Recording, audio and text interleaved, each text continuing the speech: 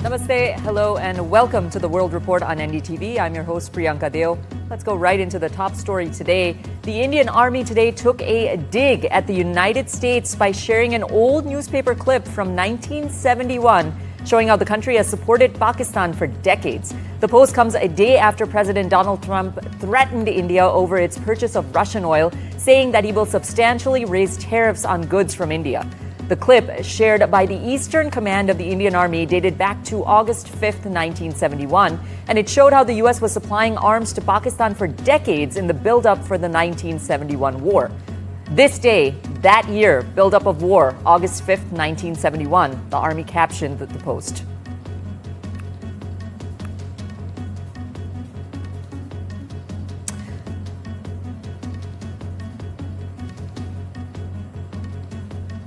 The Philippines President Ferdinand Romualdez Marcos Jr. is in India for a 5-day state visit to India aimed at further strengthening the India-Philippines relationship. This is according to the Ministry of External Affairs. Now, President Marcos has met Prime Minister Narendra Modi today, and the discussions are expected to focus on defense, maritime security, and trade cooperation. The president has shown interest in acquiring additional defense equipment from India. Do note that in April, India delivered the second batch of BrahMos missiles to the Philippines as part of a $375 million agreement signed in 2022 for 3 BrahMos missile batteries. Now, the Philippines Air Force chief stated that the country is exploring further purchases of Indian defense systems due to their, and I quote, quality and affordability. 2 more sets of the Indo-Russian BrahMos missiles are expected to arrive over the next few years.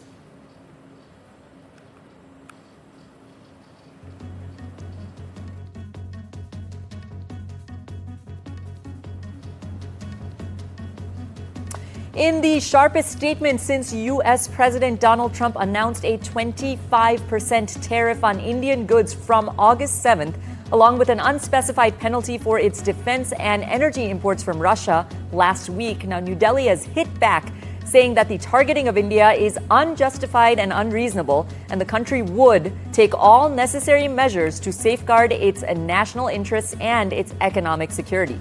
The Ministry of External Affairs issued the strong statement late on Monday evening, soon after Trump warned that he would raise the tariff on India substantially. My colleague Vishnu Som brings all the details. Vishnu? A sharp counter to what the US president has had to say in terms of sanctions on India for the continued import of Russian oil over and above any tariffs which will be put in place by the United States. It's quite striking, because very rarely have we seen statements from the External Affairs Ministry which are as sharp as this, particularly against the United States.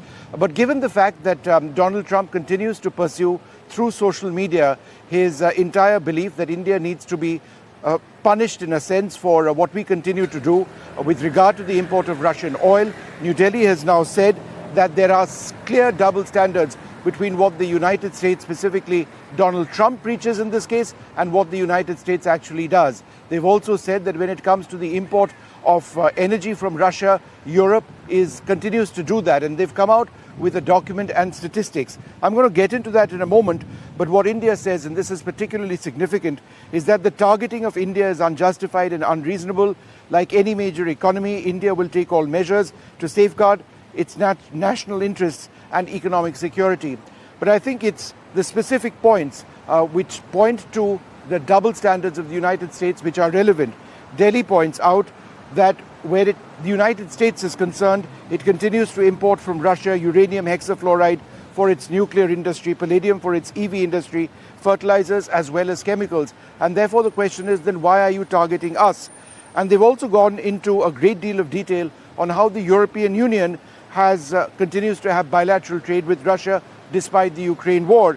With statistics in 2024, there was bilateral trade of 67.5 billion in goods with Russia from the European Union.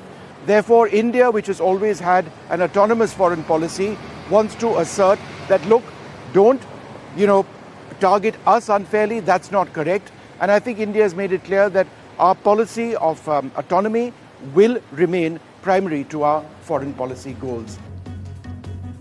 Thank you for that, Vishnu. Speaking of Russia, the Kremlin has said that nuclear weapons should be spoken about with care after U.S. President Donald Trump announced that he had ordered 2 American nuclear submarines to move to unspecified regions. Now, speaking to reporters on Monday, Kremlin spokesperson Dmitry Peskov said, and I quote, "Everyone should be very, very careful with nuclear rhetoric," adding that the U.S. submarines were already on active duty before Trump made those comments. Donald Trump's special envoy is expected in Moscow days before the U.S. president's deadline on Friday for Russia to make progress on ending the war in Ukraine or face increased U.S. sanctions. Trump said Steve Witkoff would visit Moscow on Wednesday or Thursday. When asked what message Witkoff would take to Russia and what Vladimir Putin could do to avoid new sanctions, the U.S. president answered, and I quote, "Yeah, get a deal where people stop getting killed." Let's listen in to what the Kremlin is saying. Не исключаем возможность проведения такой встречи. Продолжается диалог. Соединенные Штаты продолжают свои усилия по посредничеству в поисках пути украинского урегулирования. Эти усилия очень важны, в том числе и в контексте идущего процесса прямых российско-украинских переговоров. Работа продолжается. Мы сохраняем нашу приверженность идее о том, что предпочтительным для нас, разумеется, является урегулирование украинской проблемы политико-дипломатическими средствами. Israeli Prime Minister Benjamin Netanyahu is reportedly pushing for full occupation of the Gaza Strip in a massive expansion of the country's military operations in the enclave. His move, according to Israeli media, comes as ceasefire talks with Hamas stall and Israel pushes for a comprehensive plan to end the conflict rather than piecemeal truces. Listen in to Netanyahu's latest reaction.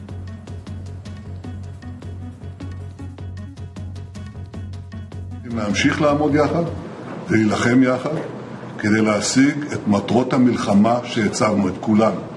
את הכרעת האויב, שחרור חטופינו, והבטחה שעזה לא תהווה יותר איום על ישראל. בהמשך השבוע אני אכנס לקבינט כדי להנחות את צה"ל כיצד להשיג את 3 המטרות הללו, כולן בלי יוצא מן הכלל. New images of 2 severely malnourished hostages have horrified Israelis and added pressure on Prime Minister Benjamin Netanyahu to reach a ceasefire with Hamas, even as his government considers another expansion of the war, which has already destroyed much of Gaza and pushed it towards famine. Now, in the video released by the Islamic Jihad militant group, Ron Braslavsky says injuries in his foot prevent him from being able to stand. In another video released by Hamas, Eviatar David says he is digging his own grave and speaks of days without food. Listen in to what the father of Israeli hostage Ram Braslavsky had to say, followed by a report. New videos of Israeli hostages held captive in Gaza are raising the pressure on Prime Minister Benjamin Netanyahu to reach a deal to end the war against Hamas. Gaza militants released a pair of videos over the weekend. They are 2 separate videos showing 2 men in difficult conditions. Both of the men appear emaciated and are begging for their lives. These videos have caused or have sent shockwaves across Israel. Israeli media have not stopped reporting about this for the past few days. Tens of thousands of people joined protests over the weekend, urging the government to reach a deal to bring them home. Their families, of course, are alarmed and begging the government. They say that time is running out to bring their loved ones back safely. Now, Netanyahu has condemned the videos. He calls it cruel Hamas propaganda, but he has not said what his next move will be. He plans on convening his cabinet in the coming days. They're discussing various options that could mean new efforts at reaching a ceasefire deal, but they are also considering the possibility of even harsher military action that would push any hopes of a ceasefire deal even further into the distance. In the meantime, we see the same humanitarian crisis in Gaza. Health officials continue to report every day new deaths. A year on from the ouster of Sheikh Hasina and the bloody protests preceding it, Bangladesh is still reeling from that violence. Sheikh Hasina now faces trial for crimes against humanity as she is believed to be in India. But despite the bloodshed and lives lost, Bangladesh has continued to suffer as extremists and Islamic radicals are emboldened. The prospect of a better Bangladesh with a liberal democracy, political tolerance, and religious and communal harmony has remained a challenge, to say the least. And with no elected government in place yet, its future for the moment seems gloomy.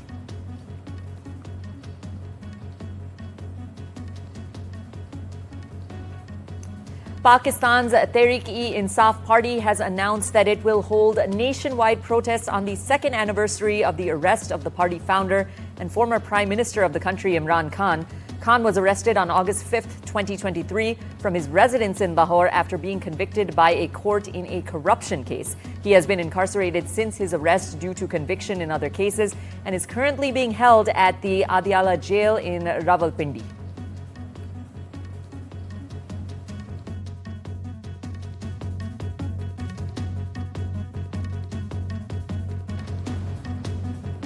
Brazil's Supreme Court has ordered the house arrest for former President Jair Bolsonaro on trial for allegedly leading a coup attempt after losing the 2022 election.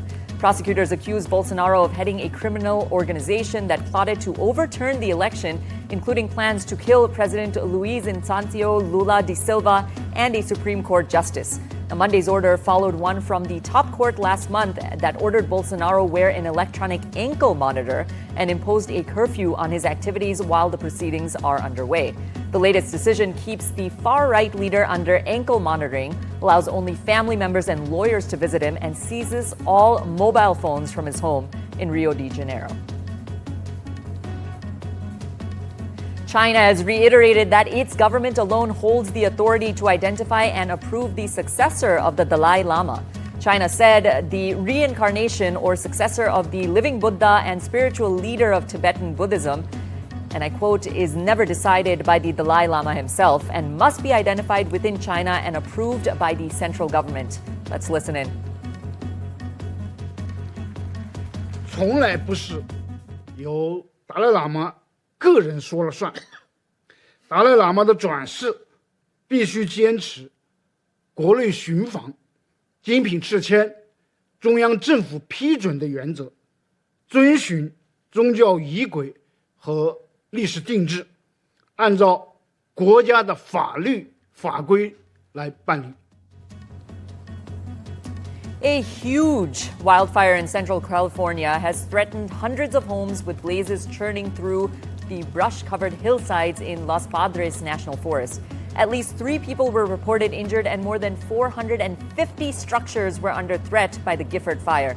The fire had scorched over 72,000 acres as of Monday evening, and by Monday night, the fire was considered only 5% contained.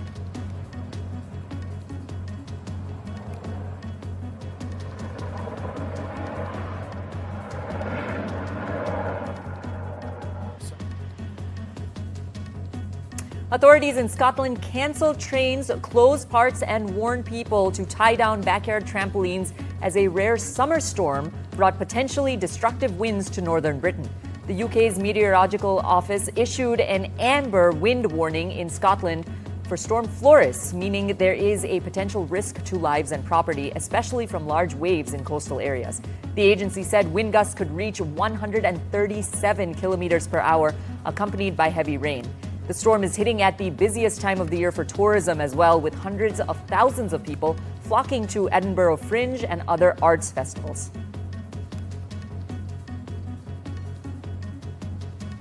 Two boats launching fireworks caught fire in Japan on Monday during a summer festival in Yokohama that's located in the south of Tokyo. The event was canceled halfway and no major injuries were reported. Event organizers had planned to launch approximately 20,000 fireworks in 25 minutes as part of the Minatomirai, Smart Festival. But roughly 20 minutes in the event, the music stopped and the officials announced that the event was canceled due to safety concerns.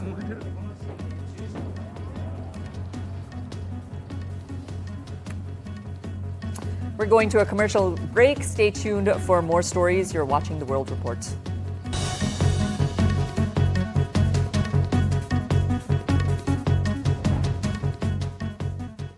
Welcome back to the World Report. Let's go into our next story. The U.S. could require bonds of up to $15,000 for some tourist and business visas under a pilot program launching in 2 weeks in an effort that aims to crack down on visitors who overstay their visas. The program gives U.S. consular officers the discretion to impose bonds on visitors from countries with high rates of visa overstaying. Bonds could also be applied to people coming from countries where screening and vetting information is deemed insufficient. Vietnam automaker VinFast began production at a $500 million electric vehicle plant in southern India's Tamil Nadu state on Monday. It's part of a planned $2 billion investment in India and a broader expansion across Asia. The factory in Tamil Nadu will initially make 50,000 electric vehicles annually, with room to triple output to 150,000 cars. It says the factory will create more than 3,000 local jobs as well. The Vietnamese company said it scouted 15 locations across 6 Indian states before finalizing and choosing Tamil Nadu. Tesla, the Elon Musk-owned electric car manufacturer, recently stepped into the Indian market with the inauguration of its first showroom at Mumbai's Bandra Kurla complex. On the same day, Tesla also launched the Model Y in India. However, it is now that Tesla has launched India's first superchargers in Mumbai as well. And according to sources, the Tesla charging station in Mumbai will have 4 V4 supercharging stalls. Marking its 19th anniversary with a sharp global pivot, Indigo on Saturday announced it will launch daily non-stop flights to London Heathrow from October 26, 2025, using leased Boeing 787-9 Dreamliners as part of a larger international expansion plan. This milestone comes as India's largest airline by market share prepares to induct 5 more Dreamliners this financial year, strengthening its long-haul play and bolstering connectivity to key global hubs. The London route will mark a major step in Indigo's wide-body operations as it seeks to scale up its international presence.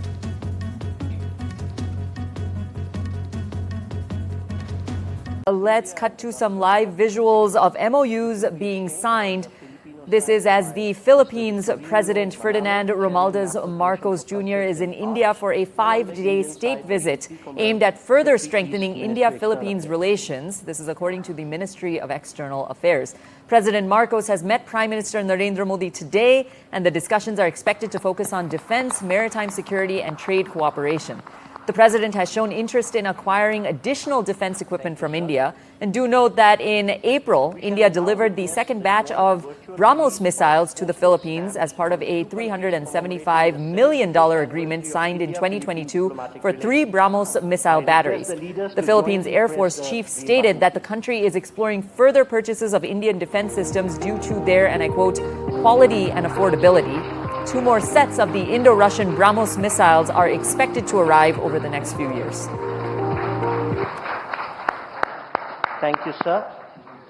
Ladies and gentlemen, this concludes the exchange ceremony. I now request the spokesperson of the External Affairs Ministry to command the rest of the proceedings. Thank you. Namaskar and good afternoon. Your Excellency, Mr. Ferdinand R. Marcos Jr., President of the Republic of Philippines, Honorable Prime Minister of India, Shri Narendra Modi, Honorable Ministers, members of both delegations, distinguished guests, and friends from the media. We will now have the press statements. May I request Honorable Prime Minister of India, Shri Narendra Modi, to give his remarks to the media. Your Excellency, राष्ट्रपति जी, दोनों देशों के delegates, media के साथियों, नमस्कार, मबूहाय। सबसे पहले मैं राष्ट्रपति जी का और उनके डेलीगेशन का भारत में हार्दिक स्वागत करता हूं। इस वर्ष भारत और फिलीपींस अपने डिप्लोमेटिक संबंधों की 75वीं वर्षगांठ मना रहे हैं और इस संदर्भ में उनकी यह यात्रा विशेष महत्व रखती है। हमारे डिप्लोमेटिक संबंध भले ही नए हैं, लेकिन हमारी सभ्यताओं के संपर्क बहुत प्राचीन काल से है। फिलीपींस की रामायण, महाराडिया लवाना हमारे सदियों पुराने सांस्कृतिक संबंधों का जीवन प्रमाण है। अभी जारी किए गए डाक टिकट, जिसमें दोनों देशों के राष्ट्रीय पुष्प है, हमारी मित्रता की महक दर्शाते हैं। फ्रेंड्स, हर स्तर पर संवाद, हर क्षेत्र में सहयोग लंबे समय से हमारे संबंधों की पहचान रहा है। आज मैंने और राष्ट्रपति जी ने आपसी सहयोग, क्षेत्रीय मुद्दों और अंतर्राष्ट्रीय परिस्थितियों पर